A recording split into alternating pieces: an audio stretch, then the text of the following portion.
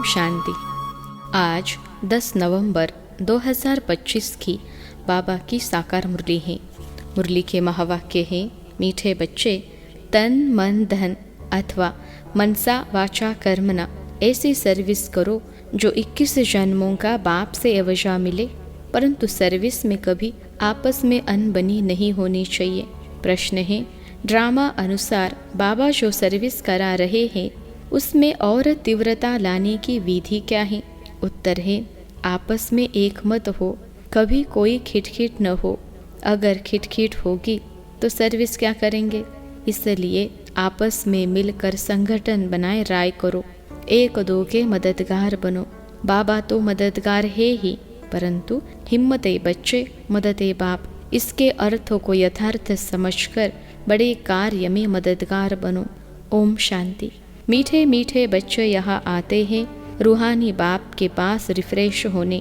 जब रिफ्रेश होकर वापिस जाते हैं तो ज़रूर जाकर कुछ करके दिखलाना है। एक एक बच्चे को सर्विस का सबूत देना है।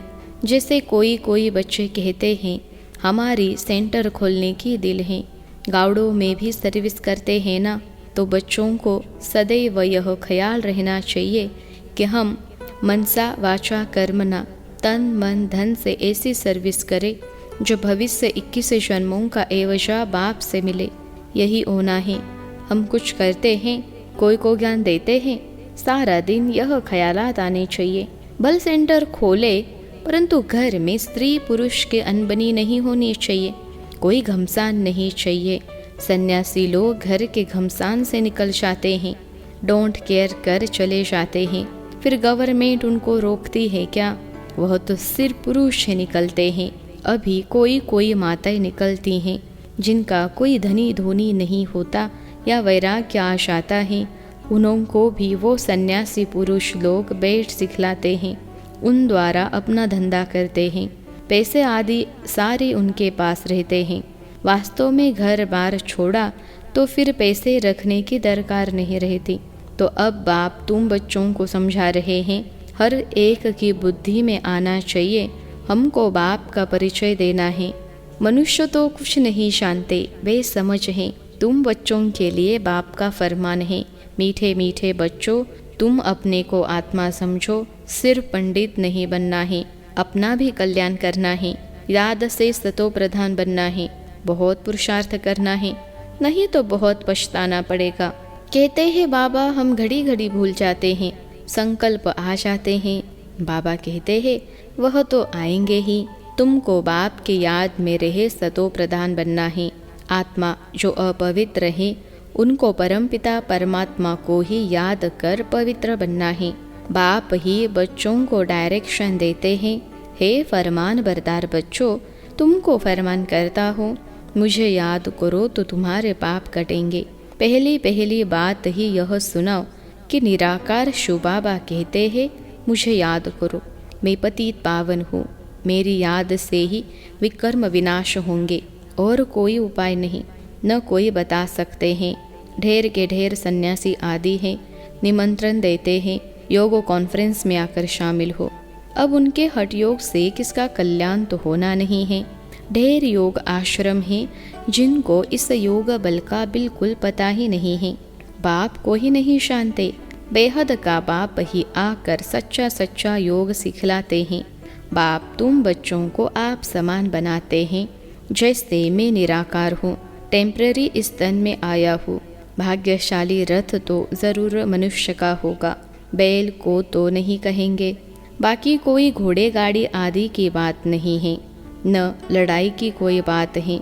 तुम जानते हो हमको माया से ही लड़ाई करनी है, गाया भी जाता है माया तिहारे हार। तुम बहुत अच्छी रीति समझा सकते हो, परंतु अब सीख रहे हो। कोई सीखते सीखते भी एकदम धरनी पर गिर जाते हैं, कोई खीट हो पड़ते हैं।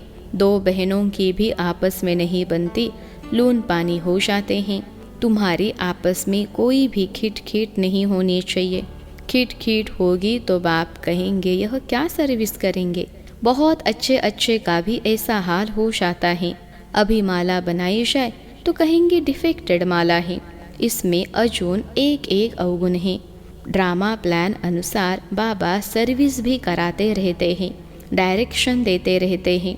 दिल्ली में चारों ओर सेवा का घेराव डालो। यह सिर्फ एक को थोड़े ही करना है, आपस में मिलकर राय करनी है।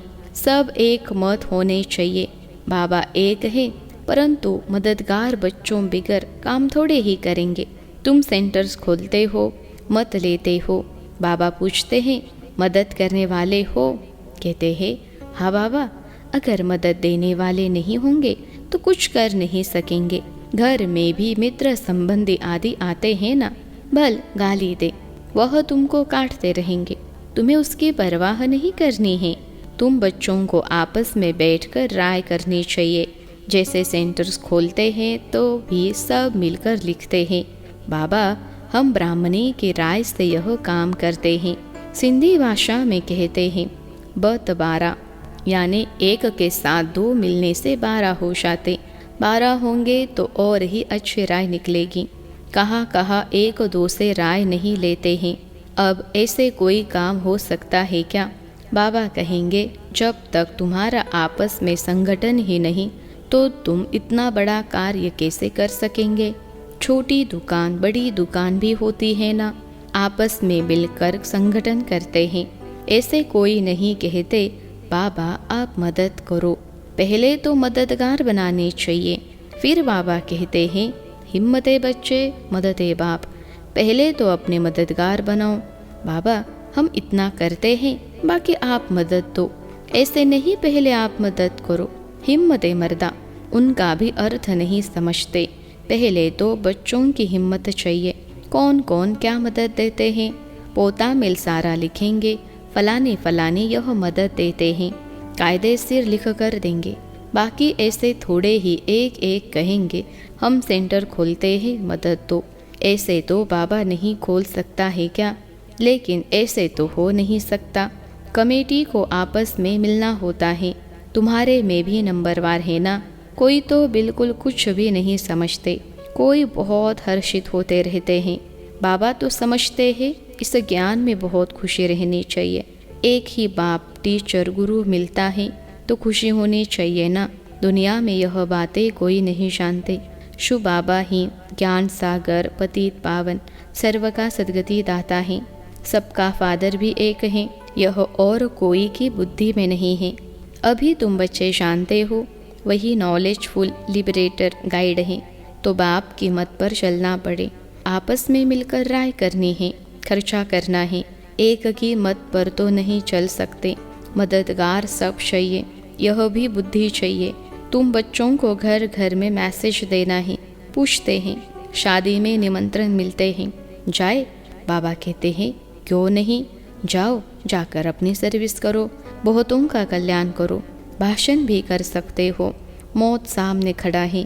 बाप कहते हैं मामे कम याद करो, यहाँ सब बाप आत्माएं हैं। बाप को ही गाली देते रहते हैं, बाप से तुमको बेमुख कर देते हैं।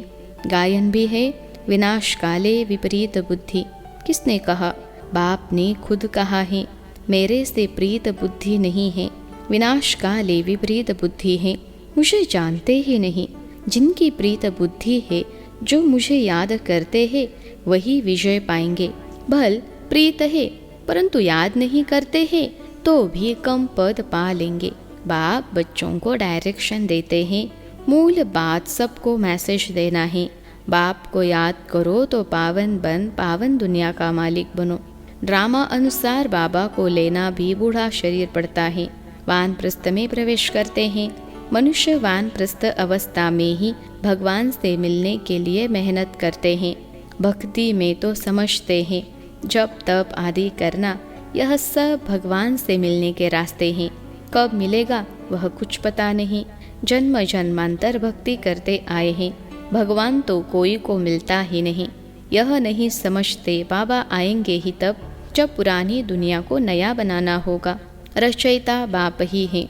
चित्र तो है परंतु त्रिमूर्ति में शिव को नहीं दिखाते हैं। शिव बाबा बेगर ब्रह्मा विष्णु शंकर दिखाए हैं, जैसे गला कटा हुआ है। बाप के बिगर निधन के बन पड़ते हैं। बाप कहते हैं मैं आकर तुमको धन का बनाता हूँ। 21 जन्म तुम धन के बन जाते हो। कोई तकलीफ नहीं रहती। तुम भी कहेंगे जब तक बाप नहीं मिला है तो हम भी बिल्कुल निधन के तुच्छ बुद्धि थे, पतित पावन कहते हैं, परंतु वह कब आएंगे यह नहीं जानते। पावन दुनिया है ही नई दुनिया। बाप कितना सिंपल समझाते हैं, तुमको भी समझ में आता है। हम बाप के बने हैं, स्वर्ग के मालिक जरूर बनेंगे। शिव बाबा है बेहद का मालिक। बाप ने ही आकर सुख शांति का वर्षा दिया था।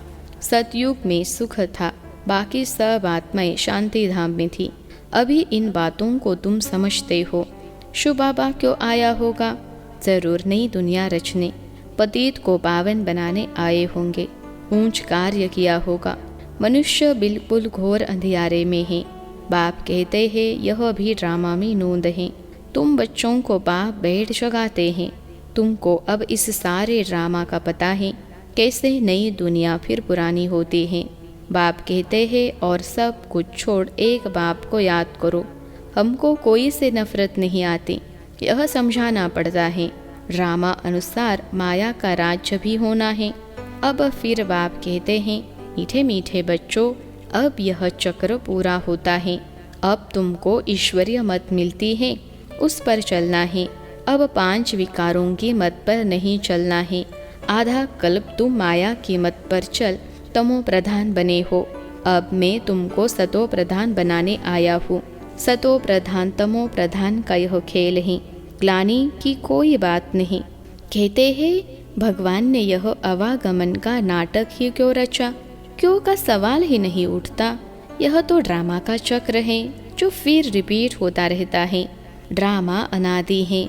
अभी है कलयुग, सतयुग पास्ट हो गया है। अब फिर बाप आए हैं। बाबा बाबा कहते रहो तो कल्याण होता रहेगा।